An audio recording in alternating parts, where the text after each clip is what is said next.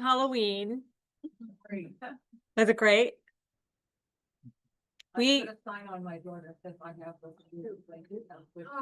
Oh, that's not a bad idea, actually. We gave out 500 pieces of candy and then had to close the door because we were out. Wow. That was at 8:30 and people kept knocking. Lights out, doors Lights out. closed. I know. And I went out to like blow out the pumpkins and turn out all the lights, and I heard this little trick or treat right behind me, and this little girl dressed like Little Red Riding Hood was there. And I said, "Oh, I'm so sorry, we're out of candy, but I think my husband might have grabbed a little stash. Let me go see if he has any." So he had a little side stash. So she did not go away empty-handed. Give her some tofu. I know. My husband thinks our house will get egged if I do anything like that. But we did go to one trunk or treat with our granddaughter, and they were giving out dental floss. Okay, so we've been on a little series. We did protein, we did fats this month, carbs, next month, vitamins and minerals. So we're talking about carbs, and it's also Diabetes Awareness Month.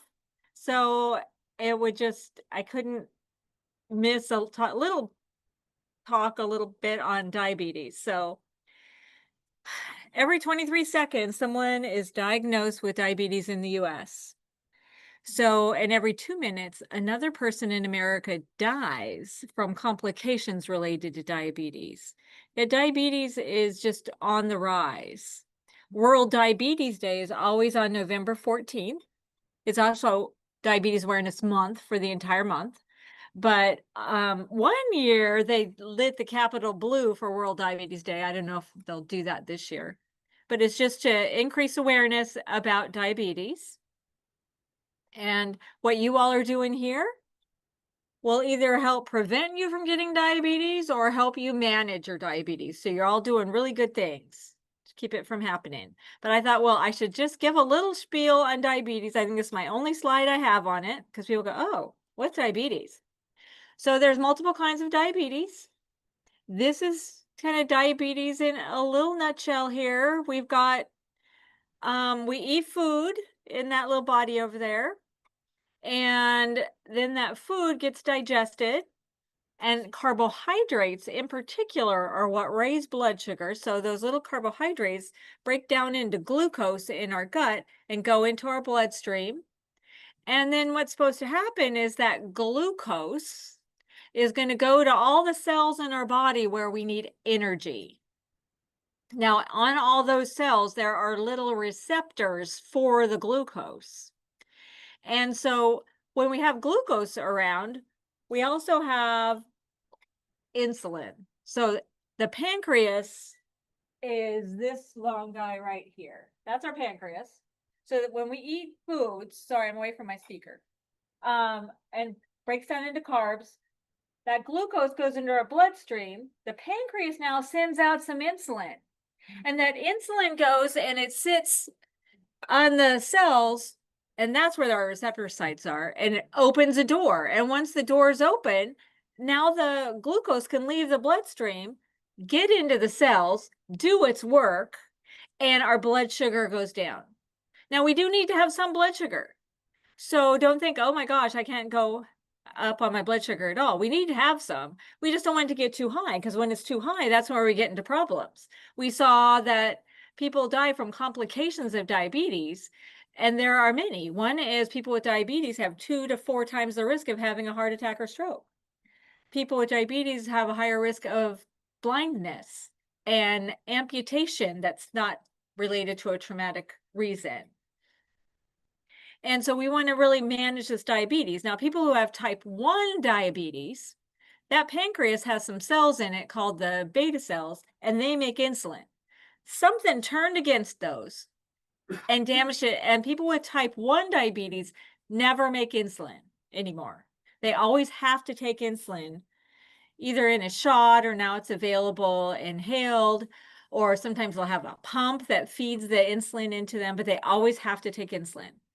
Probably about 5 to 10% of people with diabetes have type 1. And then we have type 2 diabetes. That's the one you hear about a little bit more often. More like 90 to 95% of people with diabetes have type 2.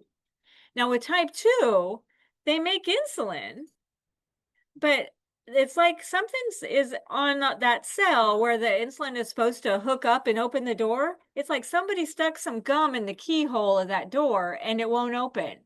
So the blood sugar continues to rise, and your body's going, your cell's saying, hey, I need some sugar. Send something out for me. And so the pancreas just keeps sending out insulin to try to help the situation. And so when that door doesn't open, we call that insulin resistance. That is the hallmark of type 2 diabetes.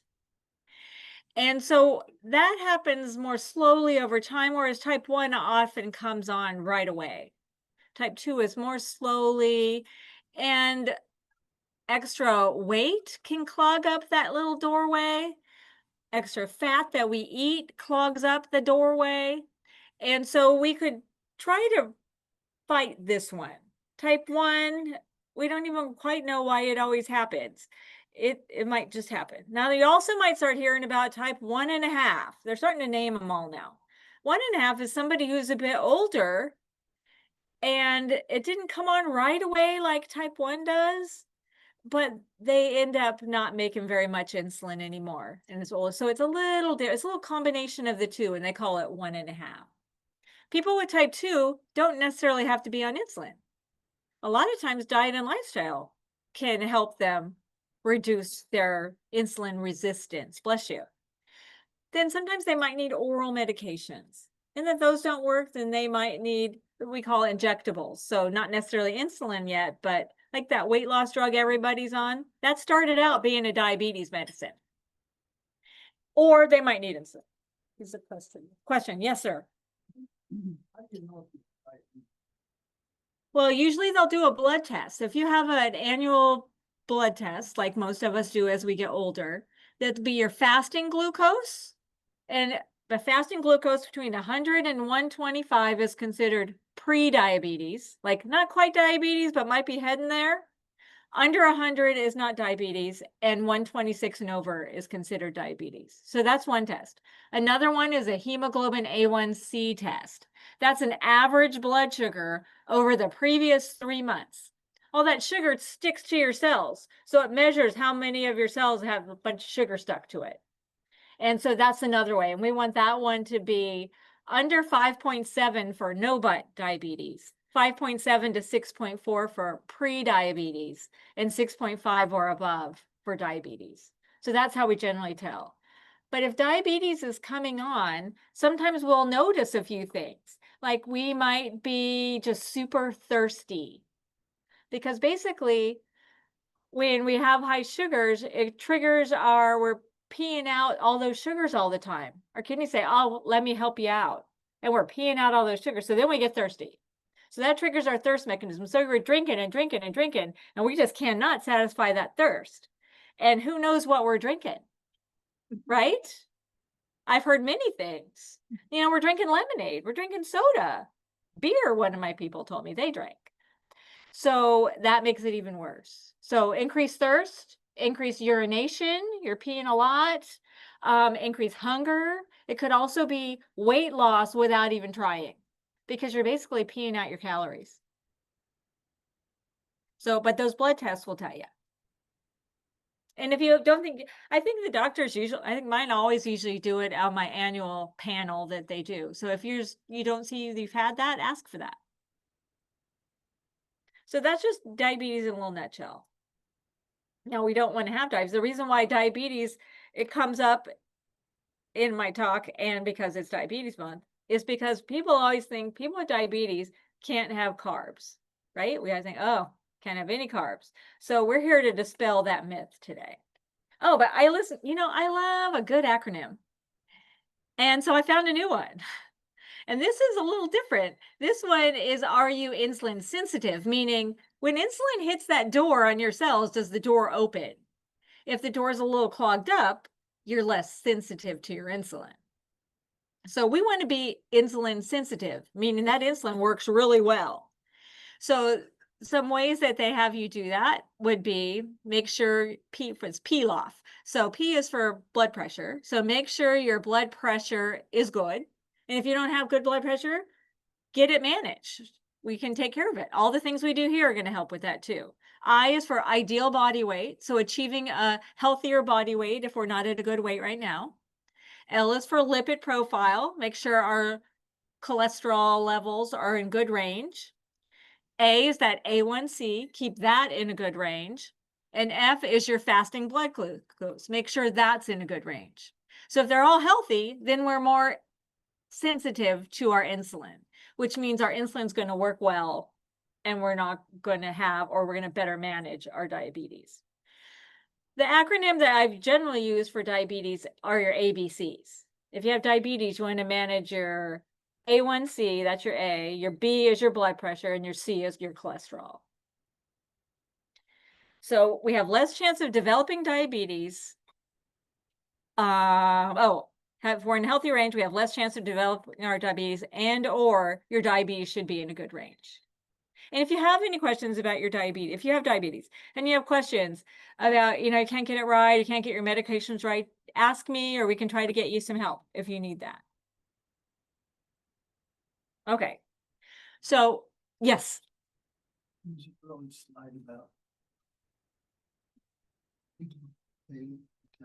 Yes.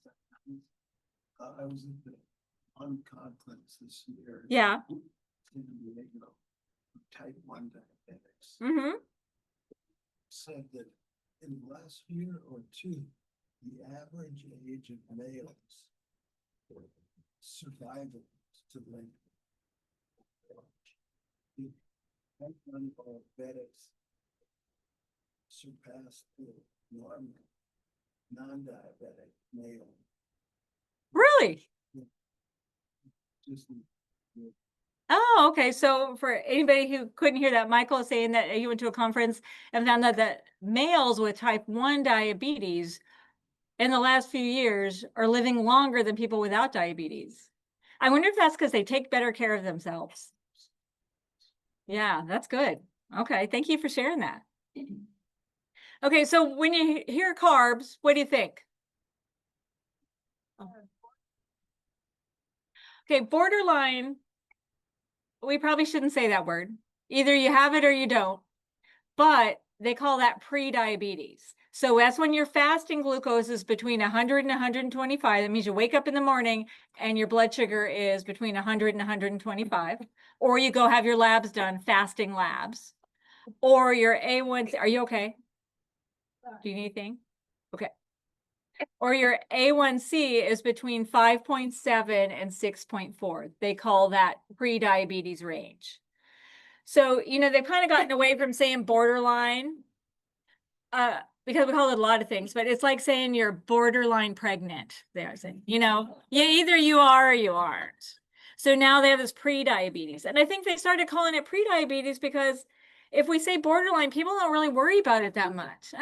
I'll be okay. And sadly, some of our doctors aren't worrying about it that much. So when you say pre-diabetes, that means if we don't turn things around now, we might get diabetes. So I think that's sounds a little more serious than borderline. But thanks, that's a good question. Environment and hereditary then? For type 2 diabetes, the question is it more environment or is it hereditary? And there are some studies that show there's some genetics involved with diabetes, particularly type 1. Type 2, maybe there is some too, but it doesn't mean we're going to get it. It's more like you do see it in families because that's how they eat and that's how they live. So maybe that's why you see it in that family, not necessarily the genes. So the thing is, and for so many diseases, there's so much we can do on our own. We don't have to just settle for whatever our genes are or whatever our parents had or our grandparents had. Okay, so carbs. What do we think about them? Good, bad? We eat them. I love carbs. Don't they make you fat though? When people go on diets, don't they cut out the carbs? Oh yeah. Are they all high calories? I don't know. Don't carbs cause diabetes? It is a complex subject. You are right. It is. And if you have diabetes, don't people tell you, you shouldn't have carbs? I know people do. What about, carbs are always junk food. All carbs are junk food. I think sometimes that's the message people hear. Carbs make your blood sugar go up. Well, that's true, they do. But that's okay. Our body runs on some sugar. We just don't want it to go too high. That's where it starts to cause the damage. We want to manage it in a certain range. So as you know, we are promoting a whole food plant-based diet because that's the one that tends to be able to manage chronic disease like heart disease, diabetes, high blood pressure, and cancer even. And it's the one that's been shown to reverse things, to reverse type 2 diabetes. Type 1 diabetes really can't be reversed, although we can manage it better and better. But type 2, we could reverse that. And we don't get rid of it entirely. What we do is we put it into remission. Because let's say we started to eat this whole food plant-based diet where we're having fruits and veggies and whole grains and beans, and we're doing so good, and we exercise and we lose some weight and our blood pressure is good and everything is nice, and then we quit doing those things or quit doing one of those things. It comes right back. So that's why when I tell you whatever you choose to do for your lifestyle or your eating style, it's got to be something you feel like you could do for the rest of your life, because it's going to make really fabulous changes for you. But we got to keep doing it. It doesn't just end. It's not like a diet where I'm going to do this for 6 weeks and then I'm going to go back to my old ways. So whole food plant-based diet, lots of yummy foods. So our carbohydrates, I forgot to bring my little things to show you, but it's a long string of sugars. I'm going to show you my chemistry picture of this too, like we have for proteins and fats, but it's a long string of sugars, and carbohydrates are in the center of those. They turn into sugar in our bloodstream. And then carbs that have fiber in them, interestingly, turn into sugar much more slowly, if at all. Now, every carb has 4 calories in every gram. Protein, if you'll recall, also 4 calories in every gram. Fat had how many calories? 9 in every gram. You're right. So, I gave it to you. Shoot, here I thought you guys were so smart. Now I think you are. But the brain, the heart, the nervous system, all love carbs. That's what they run on. So we got to have carbs. We really shouldn't, if we did give up on carbs, if we decided we're going to go the carnivore diet or the keto diet or one of those strange ones right now where you don't eat any carbs, what happens is your body starts to break down fat and creates these things called ketones. And so we run on these ketones. So we love carbs because that makes us feel a lot better. So here's our chemistry picture. So sorry, swampy on the final. So up on the above, upper left, we've got our single sugars. And they're called glucose. That's the one that's in our blood, right? Galactose, that's actually part of milk. And fructose, that's actually what's in fruit. So we got our strings of carbs. And then those hook up in various ways to cause what they call disaccharides. Sugar in the chemistry world are saccharides. So there's monosaccharides above, disaccharides down on the bottom left. When you got 2 glucoses that stick together, they call that maltose, and that's what's in starch. When you've got a fructose and a glucose, we call that sucrose, disaccharide, that's table sugar. And then when you have galactose and you mix that with a glucose, that's a disaccharide that is in milk, right? So we got our lactose and so glucose plus galactose makes lactose. So people who don't digest milk very well, they can't break those 2 up. And so that causes their stomach to not feel very good. They don't have an enzyme that works very well in their system called lactase, which splits those little 2 sugars apart. That's still going to be. Not always, no. I have a friend who one of her sons can have milk. Mm-hmm. So I thought maybe No, I think it could be anytime, anytime. And I think it depends on how much you're putting in. Like you might do okay and go under the radar if you're not drinking a whole lot of milk. But then over here on the right-hand side are our long, long strings of carbohydrates. So we've got starch. We've got glycogen. That is carbs that's stored in our muscles and in our liver. And then we've got cellulose. That is the carb that you find in plants. And so some of these aren't just a string, they're also branched, meaning you've got strings with stuff sticking all over it. So when you go to digest that starch, we don't just have to split it in two like we do over here for our maltose. We've got to break all of them off, got to break off all your chains. It takes a while to turn it into sugar in your bloodstream. So that's why we love that. Cellulose is what's in plant foods, and we don't necessarily have the enzymes to help even break that down. So that would be more of our roughage, which we love. So that's your chemistry lesson for the day. So what foods are carbs? Well, we got what we consider are healthy carbs: fruits, excellent; vegetables, of course; starchy vegetables. Those are ones that just have a little more carb than our non-starchy. So those would be like our corn, potatoes, peas. And then in the winter, we've got the kind of sweet potatoes, yams, and the winter squash. They're starchy. They have a little more calories. They have a little more carb, but they're still just fine. Then we got our whole grains. Now, to be fair, refined grains have carbs too, but our whole grains have what else? Fiber, right. So we love those kind. Our refined grains turn into sugar really fast, but our whole grains, because of that fiber, take a lot longer to raise your blood sugar. So we love those. And then we've got some protein foods that are carbs, like beans, lentils, split peas. And then we also in our dairy, so this is cow dairy too, we got lactose, or our dairy substitutes are all going to have carbs. So people say, oh, I don't want to have any carbs, so I'm going to give up milk. But when you switch to plant milk, it's usually got some carb in it too. And then the carb things that we don't want to have a whole lot of would be our processed white flour stuff, because those are going to turn into sugar a lot faster. They don't have the fiber. So white flour products and sweets, those turn into sugar right away. Darn it, I know. So we want to go for whole grains. We've talked about whole grains before. Many a time we've talked about it. So whole grains, if you take a look at this wheat kernel or whatever it is, they've got on the outer layer, they've got bran. That would be like our fiber part.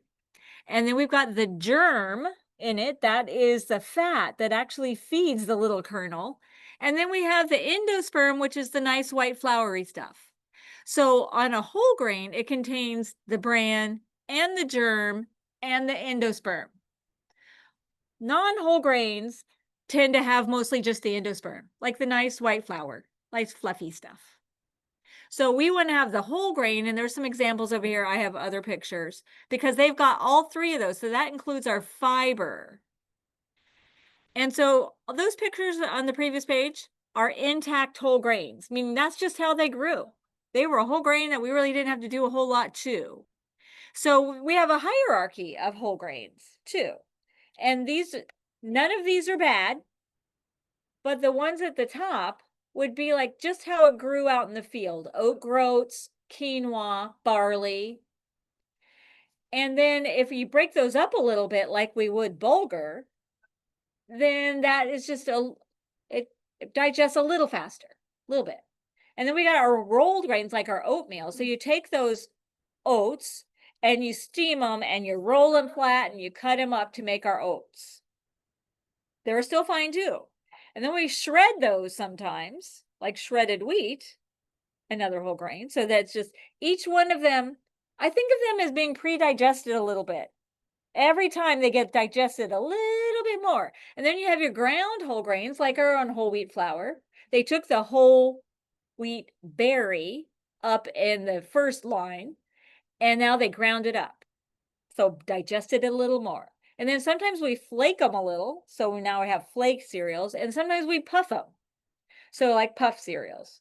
So we have more and more fiber and harder to digest the further up we go. Now, if you're saying, do I have to eat oat groats now? No, you don't. But you could, and you can get them at Winco for really cheap, but they cook a little bit longer. And where do your steel cut come in? They're more like the broken grains a little bit. They're good too. Yes. So that's, you know, on our whole grain, they took off, there was that bran on the outer layer, pearlized, they take it off. Yeah. On the barley, or there's something else that I get pearled. Or it could be farro, yeah. Well, is that so? I don't even know if that's enough to get it with that. Like I've gotten the barley and. Yeah, you can get barley unhulled, but yes, but it's not as easy to find. You're absolutely right. Yes. I can't think of the other thing recently I just got. And I thought, oh, I should try to get the unhulled version. It might have been farro. Yeah. But you know, it doesn't mean you can't eat I still use my old-fashioned rolled oats. You know, whatever works best for you and your lifestyle is completely fine. All of these are good. So maybe we should try some new whole grains. What's your favorite whole grain? You don't have to look up here. Tell me what's on your plate at dinner. Wild rice. Wild rice? Excellent. Actually, a grass. Yes. Oats. I know lots of you eat oats for breakfast, right? Steel cut oats. Okay. I like farro. Farro, that's good. You know, that's one we hardly ever think about. Yeah, that's a good one. I like it too. Anybody like quinoa? Quinoa is a good one. It's not a grain. What you told me that is it a grass? I don't remember now if it's a grass or just what, I just remember that's the trivia question. Yes, that's the trivia question. Okay. But it's high fiber and high protein, so we do love that. Barley, I love barley. And it's something we grew up with, most of us. We had beef barley soup, right? Mhm. And barley helps lower your cholesterol. So I love barley, and it's cheap, but we don't eat it enough. I don't know. Bulgur is good. in Bulgur. Bulgur is a good one. It is good in what? Chili. In chili. Excellent idea. Considered part of. Corn flour would be like the ground grain. So corn is good. So, and if you were to have corn tortillas, so that's a good whole grain. They're just ground up a little bit. Or polenta, absolutely. That's a great one. Millet is one I've been experimenting with. Buckwheat is one that surprisingly is gluten-free, even though wheat is in its name. Good pancakes. Good pancakes, absolutely. Absolutely. So I encourage you to branch out and maybe try a different whole grain. I do like to go to Winco, or they have them at Sprouts too, where you can get them in the bin. So that way you can just get a little bit and try it and see how you like it first. Almost all of them are, you cook like 2 parts water to 1 part grain, and they take like 40 to 45 minutes. Quinoa is a lot faster. Bulgur's faster too. Yes. Is a buckwheat pancake good for you? Sure. Well, it depends on what they put in it and what you put on it. But a buckwheat pancake could be very good. A good high fiber pancake. They don't really need anything on. Do they not? I can't say I've ever had a buckwheat pancake. It's like- Yeah. Oh, okay. I'm gonna have to try that. Okay, so I found this information from Forks Over Knives, and it was talking about different starches. It says there's 3 kinds of starches. So there's starch that breaks down really fast, rapidly digestible starch, the RDS. So this is super processed, like white flour, sugary snacks, that kind of stuff. Potatoes are the only rapidly digestible starch that is that way when it's hot and freshly cooked. But if you let it cool, like you make potato salad and then they cool, or you cook them and you eat them the next day, they actually transform into the slowly digestible ones. Rice does that too. And rice does that too. You're right. So even if you eat them back up. it doesn't- You're okay. You're right. Hmm. So that's interesting. That like takes one more step, which not many of us probably want to do. But that we need these RDSs because sometimes we need quick energy, right? But it does shoot our blood sugar up, which may or may not be okay. Then we have slowly digestible starch. And these break down slower in the bloodstream. Remember, they have all the branches on all that starch. So we had to break it all down. This is your high fiber stuff, your cereals, your grains, your breads, your cooked and cooled potatoes, beans, your root vegetables. These are all great. And none of these are bad. They're all carbs, but I think going for the slowly digestible ones are better. But wait for it. Resistant starch, even better. Because resistant starch, it's hard to say, isn't digested in our small intestine. It gets down to the large intestine where the bacteria just love it. It means we can't really digest it very well. And so the bacteria work on it. And remember, it's our bacteria in our gut that create those short chain fatty acids, those butyrates that help fight inflammation and help with everything in the entire world in our body. So our blood sugar doesn't spike with this resistant starch. Now, this might not be stuff we really eat all the time, but think about it. Raw bananas, I don't know, I have a banana every day. Partially milled grains, so that means they're not completely chopped up. Corn flakes, interestingly.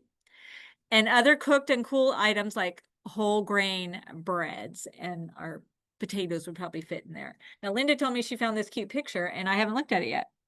So on your plate, you got your fruits and your non-starchy veggies on one side. Love it. And then you have your starchy vegetables. There's some sweet potatoes. You got your whole grain there, maybe quinoa, and you got some beans. That's half your plate. I kind of like that plate. Thanks, Linda. If cornflakes are on there, I know. would that maybe then include things like corn tortillas? To be a resistant starch, not necessarily. I don't know why cornflakes are on there. I should have looked that up because that would have been a good thing to know. Who makes them too. What? But And that's- who makes them and how they make them. Yeah, but yeah, corn tortillas are fine. They're a good whole grain.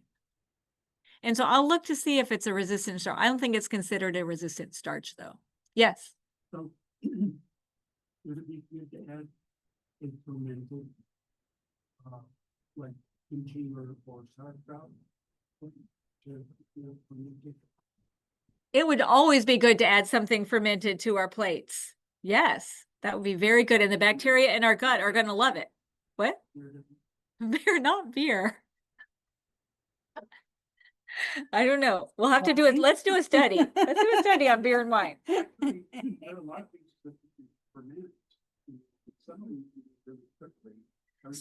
Like you could pickle like your unpickled onions, or vegetables. And you can do it really fast. You're absolutely right. Yeah, those are a good thing to add. They also could like a little green. Ooh, we do love a little zing on our plate. That's sourdough. That process. It has sourdough is good. It wouldn't be considered resistant at all, but what it does is it changes the glycemic index of that bread. So it's not going to raise your blood sugar as much. It doesn't affect people, at least some people who are gluten intolerant. Yeah, that's awesome. I know. So you can do okay with that. Yeah. Oh, that's great. Oh, I love that. Okay, yes. I heard Brussels sprouts is good for you. Oh, Brussels sprouts are awesome for you. They're a good cruciferous vegetable, high in fiber. Yes, we love those. Brussels sprouts. Okay, so fiber is a carb too. So it's the indigestible part of our plants. Fruits and veggies are high in fiber, beans, lentils, peas, nuts and seeds, the whole grains, the wild and brown rices, all those intact whole grains, all would be considered a fiber-rich food. We love fiber. That is one thing that Americans are very deficient in is fiber. So there's two types of fiber. There's insoluble and soluble. You don't have to start counting these. I'm just want to let you know that they do different things. So if we have soluble fiber, which my slides are kind of not in a great order. I'll show you a picture of what that means. But it lowers cholesterol. What food lowers cholesterol that you've heard of? Oats. Oats, soluble fiber. Oats, beans, and barley, actually. And then some fibers reduce constipation or hemorrhoids. That would be our insoluble kind. Insoluble fiber attracts water but doesn't mix with it. So it increases our stool bulk so we don't have to strain when we go to the bathroom. And that's how it helps those things. Soluble fiber actually mixes with the water and makes it makes it kind of viscous, they say, kind of thick. That's how it helps us feel more full. So fiber can help with weight loss. Blood sugars rise more slowly with fiber, which helps with diabetes because our stuff stays in our stomach a little bit longer. Food stays in our stomach a little longer. It lowers our risk of some cancers. So colon cancer particularly, it says it decreases transit time, which is kind of a double negative to me. So what it means is your food moves through faster. So that helps decrease our risk. And it breaks down to that butyrate, which inhibits tuber growth. In the breast, it binds to estrogen, or for breast cancer, sorry, not in the breast, in our gut. It binds to estrogen, so reduces our risk of breast cancer. Prostate cancer has been shown to help with. Mouth, esophageal, throat. So in our digestive system, our fiber helps. So here's our soluble fiber. Creates this gel-like substance. It blocks cholesterol from being absorbed in the intestine. So those commercials about oats and Cheerios are actually very true. So we got our oats, our beans, our barley, pears too, also pears and apples. You know, when people make jam, they use pectin. So that's like in the peel of your apples. And then psyllium, that's what Metamucil is, psyllium seeds. So we love soluble fiber. Now, insoluble fiber, we love that too. This helps our GI tract. It travels through the system, creates some bulk, it helps the colon to work right. It means that if we have a softer, bigger stool, we're not going to have to push as hard, so reducing our risk of hemorrhoids too and constipation. Now, and Leanne, I know you're dying to say this. When you eat lots of fiber, we need lots of fluid. That's right. Thank you, Debbie. Because if you are not getting fluid, then you create a rock in there, and that's not good. So our insoluble fiber are our whole grains. So think more wheat. And then fruits and vegetables, they're all a combo. Beans and lentils and peas, a combo, and nuts and seeds. So we want to have a little bit of all of it. Now, I threw this in not because we have to start watching our portion sizes on carbs, but some people, especially if they have diabetes or they're newly diagnosed with diabetes, and people say, oh, you got to be careful about your carbs. I'm just showing you how people with diabetes will generally count their carbohydrates, and they do it by their serving sizes. So in the starches, and they all go by 15s, it's like base 15. So like one piece of bread is 15 grams. If I have a sandwich, I just had 30. If I had a hamburger bun, just half, 15. Had a whole bun, I had 30. Our rice and pasta and quinoa and barley, our portion's a little smaller than we get from our regular plate that we use. It's 1/3 of a cup because they're going by 15 grams of carbohydrate, and that's cooked. Oats are 1/2 cup. Most cold cereal, 3/4 cup, but it really varies depending on the cereal. So if I'm going to have Raisin Bran that's got high fiber flakes, but it's got raisin with sugar sprinkled on every flake and raisin, it's got a little bit more carbs. So a 3/4 cup isn't 15 grams. A cup, I think, is 45 grams actually. Fruit generally is serving as a piece of fruit, 1/2 cup of juice, 2 tablespoons of a dried fruit like raisins or craisins or those kind of things. So, and then dairy is generally 1 cup. Plant milks are generally 1 cup too as a serving for our 15 grams. Yogurt, it's generally around 3/4 of a cup if it's a light yogurt or a plain yogurt. And then in the starchy vegetables, we generally do 1/2 cup, except for winter veggies like butternut squash, 1 cup is equal to 15 grams, 1/2 cup in the beans world. Now, remember, you don't have to really start counting all these things. I'm just doing it just for your awareness. People are always gonna say, well, how much carbs should I have? And so you just want to see what your portion sizes are. I'll show you what it generally is for the ladies and men in a minute. But sugar is what we have way too much of in the carb world. So it says in our lifetime, look, we ate a whole dumpster full of sugar, 68 pounds in a year. So do you feel like you eat too much sugar? No. I have my moments. Sometimes I probably do more than I should. But it's just an empty calorie. Sugar doesn't necessarily cause diabetes. If it's those other things that cause diabetes, and if we eat sugar, that makes it worse. But we can have sugar still. But we want to be careful about where we add it and think about where we add it. Where do we get secret sugar? Peanut butter. Ooh, if we're getting Skippy or Jif, absolutely. That's an excellent example. You're right. You know, what crushed me was craisins. I love the craisin, but they add like 3 teaspoons of sugar to a serving of those. They are really high. So I've started doing unsweetened craisins, where are not very fun, really. Or just plain old raisins. Raisins are okay because they just were dehydrated. We get it in drinks a lot. Yes. Honey, okay, that's going to be just like a sugar. So in our body, it all does the same thing. It's fine, but we want to watch our portions. Yeah, and it's not necessarily better than having table sugar.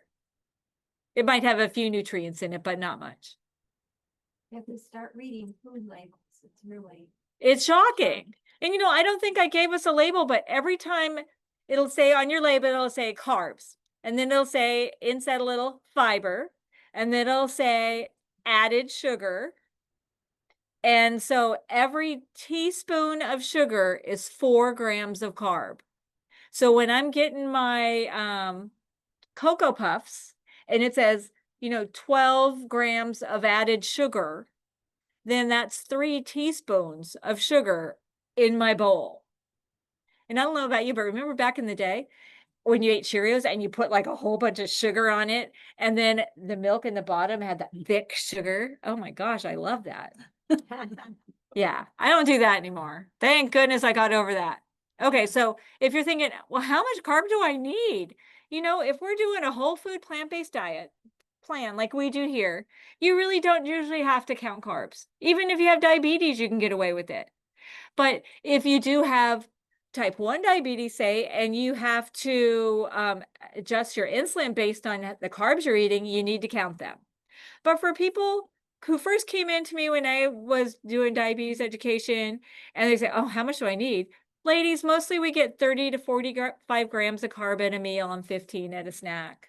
And that would be like 2 or 3 servings. So if I had my half cup of oatmeal and I had my piece of fruit and I had, you know, well, actually half cup of oatmeal blows up to a cup. So that's 2 servings. And then I had my piece of fruit. That's my 45 grams.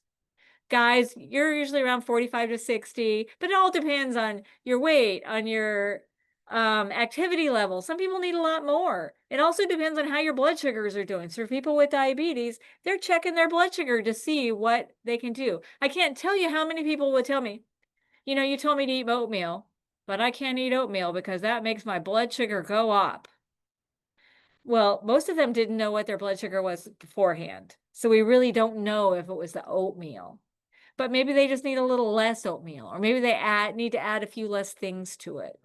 But yeah, don't do all that sugar like you did when you were 6. Yeah, Is it okay to put either like dates or pineapple sure. or sweet?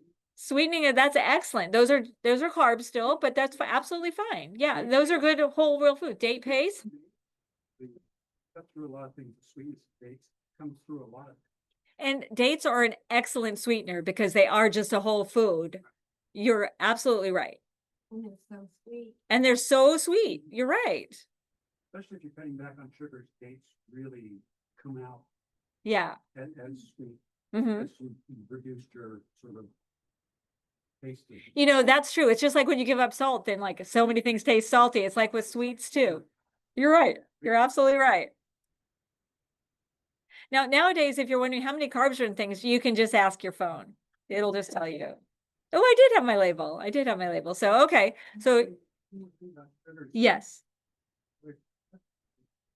Second ingredient. Oh, I know. Yeah, catch up. You're absolutely right. Salad dressings. You're right. Okay, so this has 10 grams of added sugar. So that means whatever this was, it had 12 grams of sugar, but 2 of those might have been something that was already inherent in it, like it was a fruit or it was a milk or something. I don't know what this is.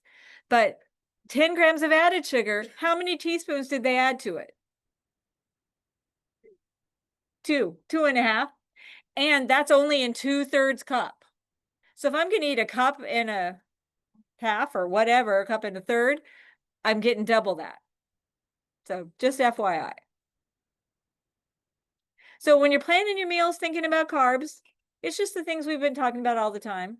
Fruits, vegetables, whole grains, and now we got beans for our vegan plate. We try to have a fruit and or vegetable at every meal, an intact whole grain when possible at most meals, and protein at most meals. So here's some breakfast carbs. Tell me what else you have. So there's our oats. So Dave's Killer Bread, maybe some potatoes. We got some shredded wheat. We're adding a milk to it, a plant milk. We got our fruits. What else are on your breakfast plate? Avocado. Avocado. Oh, so okay, that's an excellent one. And avocado would be counted more as a fat. It's a healthy fat, but that's a great one. Do you do avocado toast? Yeah. Well, Yeah. Uh-huh. Okay, that's a great one. That's fun. All right. And then what about our lunch carbs? There's our corn tortillas. I'm hoping that's what they are. We got a sandwich. So those 2 pieces of bread. But it looks like a nice whole grain bread. It looks like we got maybe some quinoa or couscous or something over there. We got some brown rice, or maybe that could be farro or barley. We got our veggies with beans. What else do you find on your lunch plate that's carb?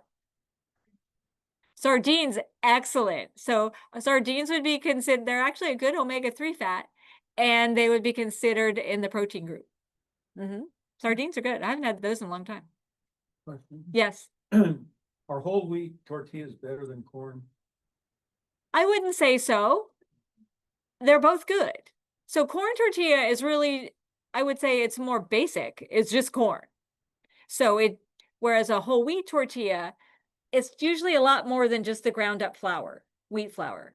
But they often add things to make them high fiber. So they will add other fibers to it.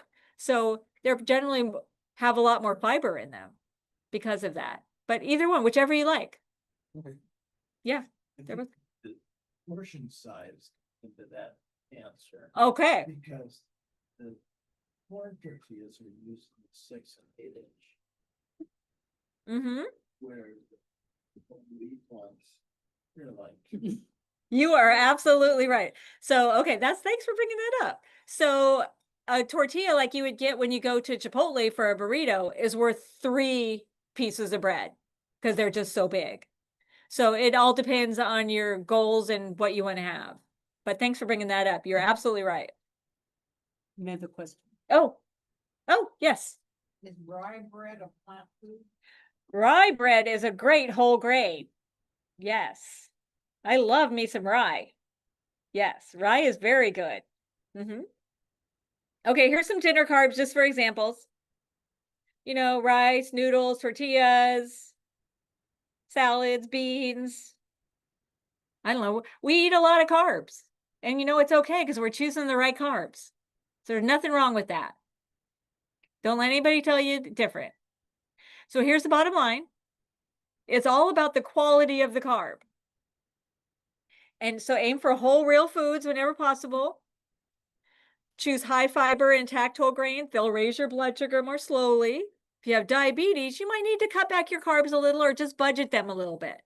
You have to see. If you have diabetes, hopefully you're testing your blood sugar, and I would encourage you to test in pairs. So to do like 1 before a meal and 1 2 hours after, so you know exactly what that oatmeal did to you. If you're on Medicare and they're only covering 1 test strip a day for you, then maybe just do test in pairs every other day. So you're averaging 1 test strip a day and change that meal around. Do breakfast one day, do lunch one day, do dinner one day, just so you can see. let me know if I can help you with any of those kind of things. Yes? So I did that before in Mexico, Yeah. trying different, nationalities, and I was shocked at how much green rice spiked my blood sugar. Did it? Huge, Uh-huh. and couldn't believe it, but the combination, for whatever reason, Did you have tortillas too? You eat the chips that come. Oh, and the chips, there's a good one. well, what I did was I ordered like Right. Oh, okay. Yeah. chips and salt and then meat. So then, that's valuable information. So, the regular Mexican meal rates your blood sugar real high or fast or whatever. So then you think next time, maybe I'll have fewer chips, I'll have fewer tortillas, I'll have a smaller portion of this or that to change it. Or it means the- Uh-huh. Yeah, okay, that works. I mean, if you enjoy that. I have. Okay, all right, there you go. I'm gonna- Yeah, okay. You can also eliminate the rice and the chips and just have double portion of these. Couple of chips and then I order all the fire. But fat content raise, because I know they put lard in beans and stuff. like that. So fat content wouldn't raise the blood sugar so much. What it would do is it would slow down how fast the food breaks down. And it would raise it a couple hours later. Okay. So basically those meals that do that are my favorite are become every once in a great while Uh-huh. thing versus something I would do. Right. And we just make a little accommodations. You're absolutely right. So we don't do it as often, or we fill up on vegetables, with all that. So maybe that fills us up more and then we don't need as much of the other stuff. Large glass of water. There you go. Lots of water.